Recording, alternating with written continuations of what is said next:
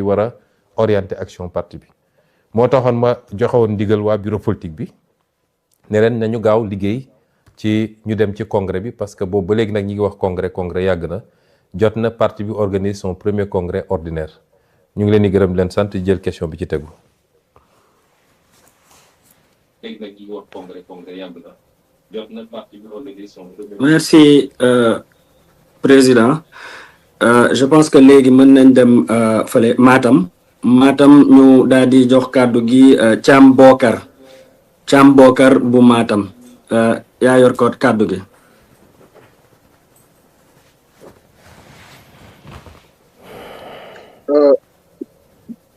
Salaamaaleykum maa ngi nuyu militants ak sympathisants yi di nuyu le président Ousmane Sonko Bokar Thiam la Pastef Matam donc vraiment di rafetlu li nga xam ne opportunité bi nga xam ne le président Ousmane Sonko jox nañu ko ngir ñu mën a laaj mën a nekk laaj ak tontu sama laaj bi nag mooy gis nañ ni Matam dafa nekk ci wàllum massification dañuy gis ni Pastef dafay xaw a néew doole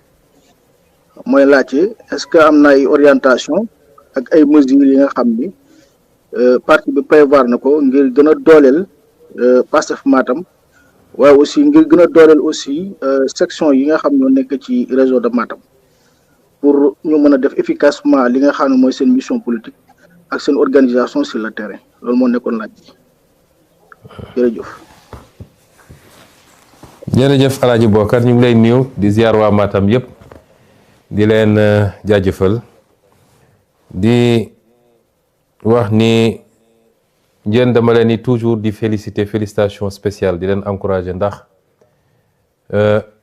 am na zone yoo xam ne moo gën a jafe def politique que d'autres parce que c'était des zones yoo xam ne dañ ko sanctuariser woon bu yàgg ay bastion la pour d'autres formations politiques loolu c'est des réalités dañ koy nangu ñi ngi ñaan yàlla ñi ngi sant yàlla nag bi mu néewee léegi muy doon zone yu néew defe naa Matam ci dernier bastion la boo xam ne on va venir à la conquête de Matam nag ndax razzia bi nga xam ne raz de marée bi nga xam ne am na ci 10 ans yi progressivement amul benn zone du pays boo xam ne war nañ koo bàyyi de côté mais dama leen di féliciter ndax métti woon na lool Matam nekk bastion boo xam ne ñëpp xam nañ bastion kan la woon yéen ngeen am courage yu taxaw woote fa patriotisme woote fa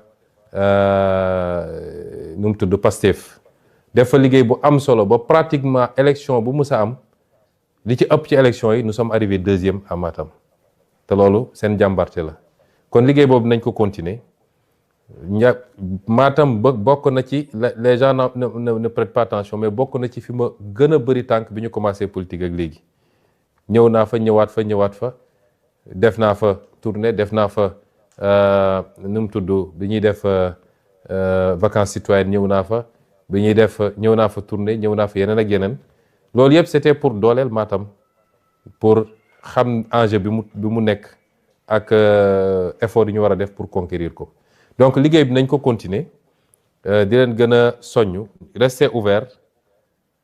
politique ouverture la wax naa ko léegi ci bi may wax léegi ci beneen thème bi bëri na ñoo xam ne bëgg nañuy rejoindre parti bi nekkoon sax ci féete woon feneen bëgg a rejoindre parti bi loolu du transhumance mooy ñëw pour ñu jox la ñun amuñu lu ñu joxe mais ku dox ba jàpp ni gis nga bokk sa bopp ci Pastef te ma yàgg ko wax bi ñuy nekk opposant ba ñu nekk opposant déjà am na ñu jóge woon APR ñëw ci suñu parti ba tey ñu nekk ay maire comme ñoom Baye Niass ak yu demee noonu kon parti bi yàgg na am ubbeeku boobu kon garder cette ouverture là ñuy dalal xelu ñëpp nag ni ñun parce que bëri na cliché yu gars yi togg mais da ngay dégg sax ba léegi ci discours yi lu am ñu ne woo naa sama lii et cetera déedéet ñun amuñu benn zone du pays boo xam ne dañ koo stigmatiser wala dañ koo singali man wax naa ni dama am cosaan foofu ndax sama maam waa Njaayeen Pendaaw la donc ci Fuuta la bokk kon kenn ëppalewu ma fa ñun dañoo boole Sénégal yëpp maasale ko ñëpp lañu bëgg defuñu exception li ma yéene Ziguinchor lu ko raw laa yéene pour Matam yàlla bi ma tiim bu dee du dëgg ci man yàlla koor gi ñu nekk bu mu am donc ñun amuñu problème boobu nit ñi ñooy essayer politiquer ces arguments là di ko de essayer jaay nit ñi loolu nag ci communication ñu leen ciy gën a soññ ngeen góorgóorlu gën a vulgariser donte nag ci démocratie la ñu nekk te nit mën na faral nit parce que seq na ak moom loolu dañ koy nangu kenn ku nekk sooy politique fa ngay essayer njëkk a am base mooy fa nga jóge kon loolu yoon la yéen tam war ngeen tabax à construire un leadership fort à Matam qui sorte du lot luñ ci mën pour jàppale leen si nañ ko def nañ leen accompagner dinañ fa ñëw tourner dinañ leen jàppale ci yeneen anam mais am na loo xam ne it sur le terrain entre yéen li ngeen représenté ak li ngeen mën a def ak ni ngeen yaatalee parti yu ba ñeneen ñëw yooyu yëpp suñ ko combiner jàpp naa ne dañ ci am résultat yi ñu bëgg tout en continuant à vous féliciter à vous encourager pour votre engagement votre courage et votre bravoure merci ñu jël question bi ci tegu. Continuer à vous féliciter à vous encourager pour votre engagement. Merci président léegi dañuy dem ci beneen orateur bi moom moo di dañuy dem Kaffrine waa bataille de Kaffrine Ousmane Diaw waaye di fàttali rek question yi bu gënee gaaw parce qu'il est déjà 18h12 dina ci gën a baax daal. de Kaffrine Ousmane Diaw waaye di fàttali rek question yi.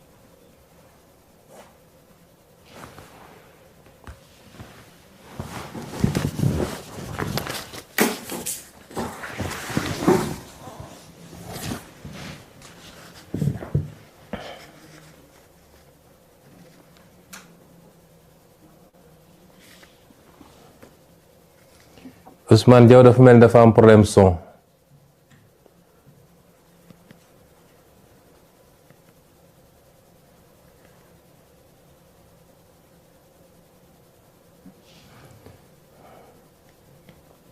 Effectivement Ousmane boo mënee tijji sa micro.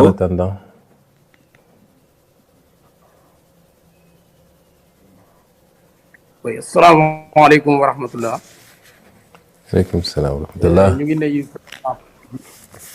di jaaree moom nuyu àdduna wërngal yëpp comme ni nga ko waxee rek bataille de Kaffrine nag weeru koor la woon te ñu ngi ci weeru koor également en fait ñun président suñu mooy gis nañ ne génne woon ngeen communiqué par rapport ak carte membre yeeg yooyu ñu tegaat ci beneen bataaxal boo xam ne ñëw na dooleeku si joxe des instructions pour que mouvement yi wala ñi nga xam ne ñoo nekk coordination départementale yi section communale yi également ak cellules yi ñu gën a jublu ci activités yi ñun li ñuy laaj ban message ngay envoyé ñooñu ñëpp pour que nga gën leen di ñaax ci liggéey bi waaye it lan nga ñu mën a assurer comme ni ko suñu collègue bu Matam waxee léegi dëkk yi nga xam ne xawoon nañ fa am néew doole nan ngir la parti bi mun ñoo jàppalee pour que ñu gën a mën a def ay activités yu bëri wasalaamaaleykum wa rahmatullah. waaleykum salaam sëñ Diaw xam naa ni dañuy baral tontu yi régie bi man la ñu bëggoon wax ma baral tontu bi ñuy wax gars yi nañu gaaw question yi waaye dégg naa wax ji naa dañuy bañ ndog bi fekk ñu fii séeréer yi mer ci ñun li ñuy wax rek mooy base bi ni leen di jàppalee ñoom ñëpp amuñu ci xaj ak seen kon lépp lu ñu mën a def pour dool leen donte nag Kaffrine wax dëgg yàlla boo ko comparé ak Matam def nañ fa benn remontada bu extraordinaire ba jàpp naa ni fi mu toll nii moom yéenay borom Kaffrine yéex naa ñëw waaye defe naa à partir de présidentielle bi législative bi yéen waa Kaffrine rattrapé ngeen un peu te noonu ngeen ko diggee woon bi ma ñëwee Kaffrine ci guddi koor googu dama leen ne est-ce que di ngeen continuer nekk à la traîne par rapport ak ce fortement mouvement bi am ngeen xale yëpp jëloon engagement ni kenn du dem bàyyi fay Kaffrine kon liggéey boobu dañ koy continuer ñu ngi leen di gën a encourager di leen gën a soññ di leen masawit wax leen ni vous avez tout notre soutien la ca war yëpp ci engagement ci formation ci mobilisation saa suñu tànk oyofe it ñu ñëw parce que ñun noonu lañ leen mën a dooleele xam nañ ni population yi dañuy bëgg di ñu gis di saafonteeg ñun te loolu saa fu ñu ko def ba jóge fa rek dina gën a dooleel ña fa nekk ci base bi di liggéey pour parti bi donc yooyu yëpp dinañ ci ànd di liggéey pour gën leen jàppale ci liggéey bi à la base kon la ca des nag mooy militants yi nañu jublu ci liggéey bi les enjeux sont énormes. Sama introduction dama wax ci enjeux yi débat politique bi c'est mineur par rapport ak enjeux yi dañu nekk ci dynamique gu reprise en main d'un pays wax ju bëri yëpp loolu la c'est-à-dire réew mu ñu doxalee ci benn anam bi pendant 60 ans nga ñëw ne dama ko bëgg a jubbanti foo jaar rek coow li bëri parce que ñi mu neexoon ci ñoom ci loo xam ne àndul ak intérêt réew mi foo jaar ñu essayer résister ci seen mënin ci désinformation ci seeni médias ci seeni pexe ci wër fu nekk wax essayer lu yëngatu ñu laxasu ci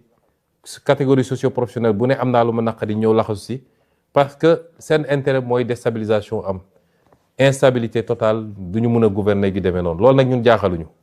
moo tax yéen ñi nga xam ne nag yéen a ngànk affaire bi yéen ay ndeyu mbili gi le militant yéen la ñu bëgg ngeen bañ a topp divertissement boobu ku jóg rek posté benn affaire diw nii diw na le militants yi nekk ci suba ngoon di commenter non te loolu peut-être problème formation am na ci mais loolu dinañ ci ñëwaat ci yeneen anam kon li may digal militants yi mooy rester focus sur ce qu'on est en train de faire dans le gouvernement gën ko vulgariser rester focus sur directive yi ñu joxe dans le parti nekk ci base bi di liggéey au moment où tous les autres sont à Dakar en train de dormir parce que gisu leen kenn ci base bi ñiy góorgóorlu sax naan dañuy dem defi tournée bu ñu demee kenn du yëg ni tournée am na ndax kenn génnul te gàttanu leen kon ñi am potentiel boobu nekk ci loolu te bañ a topp divertissement yi ak distraction yi kon ñu jël question bi ci tegu.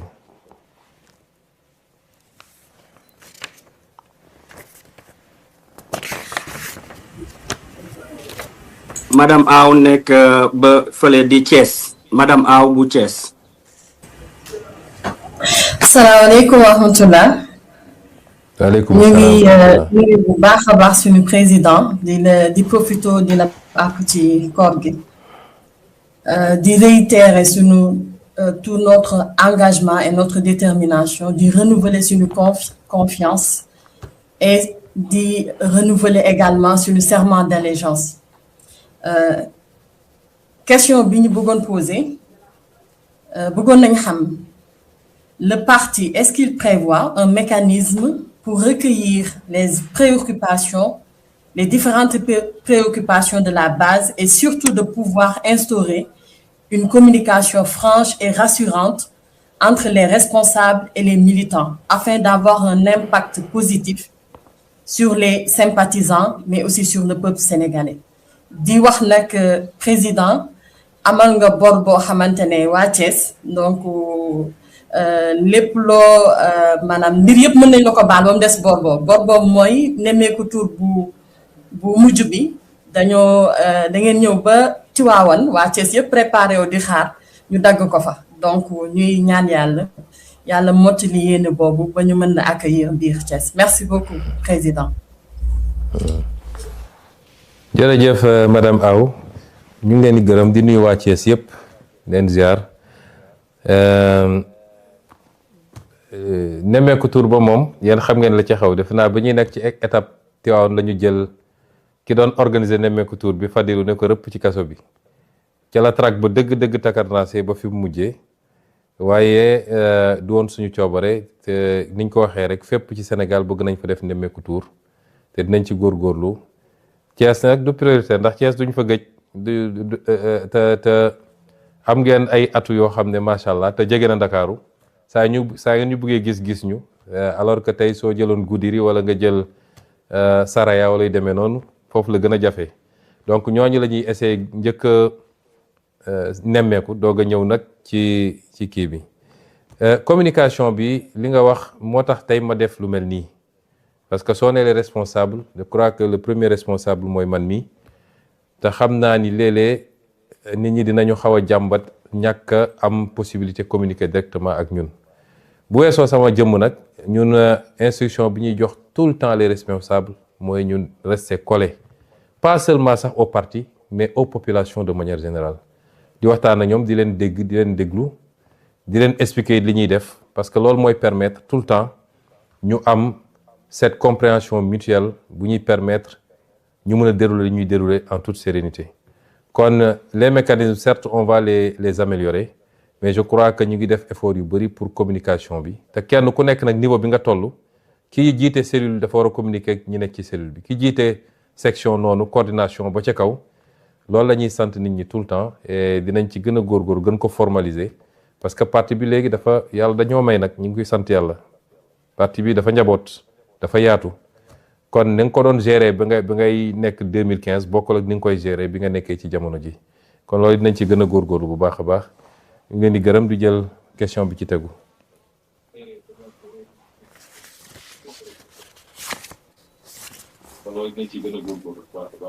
merci président ñu daal di jël benn internaute régie bi proposé nañ ñu benn internaute je pense que Saliou la tudd régie bi si vous êtes ok on va prendre Saliou bon visiblement pareeguñu donc on va aller à Saint-Louis dañuy dem Ndar Saint-Louis daal di jël Mbargu Seck pour Saint-Louis. Saliou mën nga tijji sa micro Saliou mën nga tijji sa micro. Mbargu Seck dans le département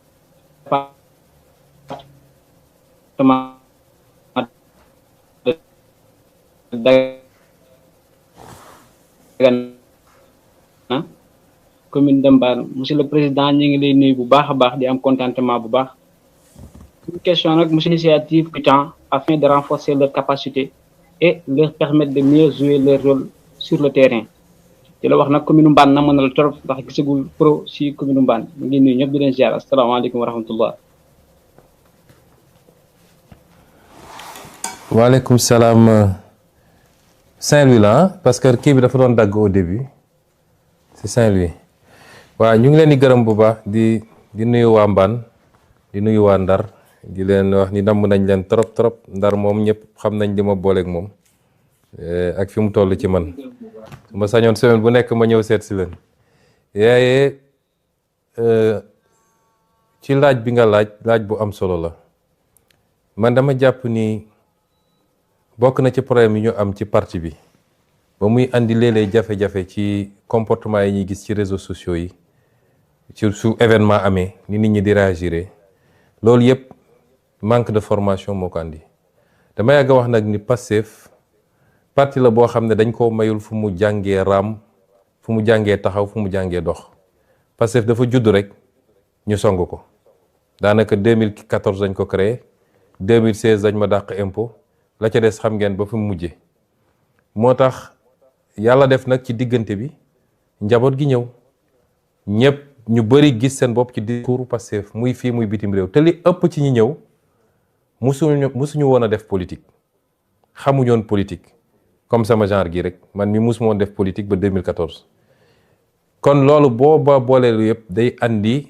léeg-léeg ñu gis ni militants yi jàmbaar lañu am nañu engagement am nañu détermination trop mais léeg-léeg sax ñu juum ci loo xam ne ñàkk formation moo ko andi te it dañoo remarqué ni dafa am écart bu rëy entre ñun ñii féete kaw rawatina man mii di jiite parti bi ak base bi loolu nag suñ ko gaawul corriger rek mën na yàq lu bëri moo tax ñu joxe ndigal moom Moustapha Sarré mi yor formation bi ak équipe am yëpp dinañu réformer temps yu bëri renforcer parce que jamono ji ak le virtuel tey maa ngi nii toog ak yéen di waxtaan kon formation mun nañ ko def tous les jours après les heures de travail mun nañ ko def tous les week-ends région yëpp dugg département yëpp dugg commune yi dugg formateur bi nekk fii Ndakaaru di def ay kiyam nit ñi di poser seen question ñu gën a partager vision parti bi man léeg-léeg damay jékki-jékki ma ne li ëpp ci Pastef est-ce que xam nañu lan la ñu yëkkati est-ce que xam nañ lan la Pastef doon xeex est-ce que xam nañ fi ñu bëgg a jëm parce que buñ ko xamoon yenn débat yi duñ ci tardé est-ce que xam nañu aussi c'est quoi gérer un état ma joxe misaal bu ndaw temps yële am na yëngu bu am ñun ñëpp ñu koy raj ñu koy ñaawlu gënul mais léeg-léeg boo gisee émotion bi yenn waa Pastef yi gaaw a réagir lii yenn saa yi émotion la yenn saa yi da ngay am l'impression que bu dara amee ñenn ñi dañuy bëgg a gaaw setal seen bopp ne man bokkuma ci ñoom la mais gérer un état c'est faire face à des responsabilités et on va en faire face lu bëree bëri parce que réew kenn du ko changer munoo defal omelette te tojoo ay nen munul ne sénégalais yi ñu ci bëri bëgg nañu changement mun naa ne sax ñëpp bëgg nañu changement mais bëri na ci ñoo xam ne pareeguñu pour changement bi changement tant que mi ngi concerné ñeneen dañ lay tàccu ne la bravo mais boo egsee si ñoom rek ñu ne la déet du fi amee loolu mooy Sénégal nit ñi bëgg nañu changement xam nañ li fi ne du yoon xam nañ ni yoon bi ñu jaaroon ba egsi fii baaxul bu baaxoon tey ñu mel ni Maroc au minimum suñu melul ni France mais li ñu war a def pour changement boobu am ñi pare pour loolu bëriwut tant que changement bi mi ngi concerné catégorie X forum ñu ne la bravo li ngeen def fii déguerpissement bi baax na yoon yi leer na mais boo wëlbatikoo ne léegi lii jaaduwut il faut ñu laal ko kaw ko doon la félicité démb mooy ñëw attaqué la déedéet changement munoo ko def naxante dina am pédagogie dina am parce que loolu mooy jiitu lépp waxtaan ak nit ñi essayer leen jël par conviction essayer leen convaincre mais leader bu jël décision jotee da nga koy jël bu la leer ni lii moo baax ci réew mi mu leer la lii moo baax ci réew mi te loolu moo tax ñu fal la jox la tous les moyens bu jotee da nga koy def mais léeg-léeg nga poser acte rek boo mooy les militants yi sax ñoo njëkk a jóg ku nekk te xamuñu le fond de l'affaire xamuñu ko maîtriser wuñu ko loolu yëpp ñàkk formation la moo tax faw ñu jublu ci formation bi mun nañ ko def lu bëri en ligne am na yoo xam ne dina laaj déplacement ñu def ko mais il faut ñu gaaw ci formation bi kuréel tam bu ñu àndee damay wax toujours ni nit ñi dañoo war a xam ni étape 2021 2023 weesu na loolu du woon Pastef dafa ñëw ci xam-xam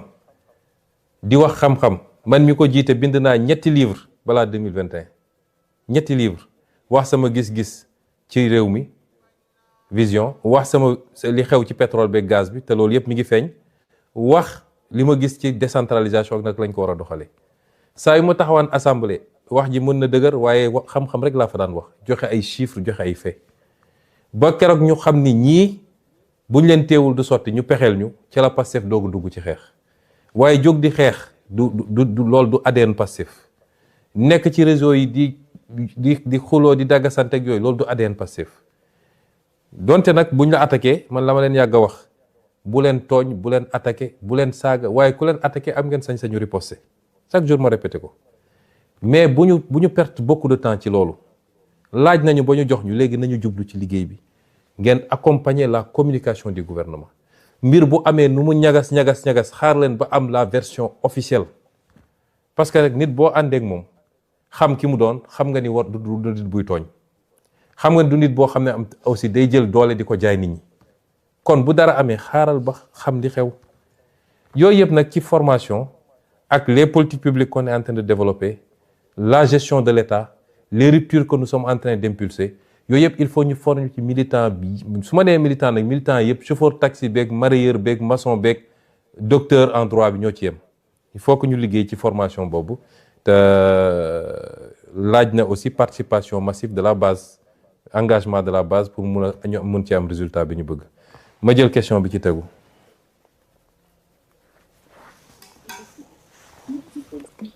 merci président léegi dañuy dem Fatick def ko fast track rek dem Fatick Abdoulaye Djidjack Sarr bu ñu paree Abdoulaye Djidjack Sarr ñu daal di dugal suñu internaute boobu ñu annoncé woon léegi mu di Saliou Abdoulaye Djidjack Sarr de Fatick. salaamaaleykum wa rahmatulah monsieur le président nuyu naa la nuyu militants yeeg internautes yëpp di rafetlu aussi initiative bi. voilà sans doute amoon na laaj yoo xam ne bëggoon nañ ci kii mooy ci acte 4 bi de la décentralisation mais xëy na da nga si ñëw